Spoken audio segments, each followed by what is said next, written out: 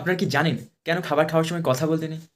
আমাদের অন্তর্নাসারন্ধ্র যেখানে উন্মুক্ত হয়, সেখানে গলবিল নামক একটি অংশ আছে। এই গলবিলটি আমাদের ডাইজেস্টিভ সিস্টেম অর্থাৎ পৌষ্টিকতন্ত্র এবং রেসপিরেটরি সিস্টেম অর্থাৎ শ্বসনতন্ত্রের একটি সাধারণ অংশ হিসেবে বিবেচিত হয়। এই গলবিল এবং শ্বাসনালীর ঠিক মধ্যবর্তী সংযোগস্থলে অবস্থিত থাকে আমাদের ষড়যন্ত্র অথবা ভয়েস বক্স, যার উপরে গ্লটিস নামক ছিদ্র থাকে এবং সেটি শ্বাস নেওয়ার সময় কিংবা কথা বলার সময় তার উপরে অবস্থিত এপিগ্লটিস পর্দাটি উন্মুক্ত থাকে। কিন্তু আমরা যখন খাবার খাই, সে এপিগ্লটিস পর্দাটি বন্ধ থাকে, যাতে করে কোনো খাবারের কণা শ্বাসনালীতে প্রবেশ করতে না পারে।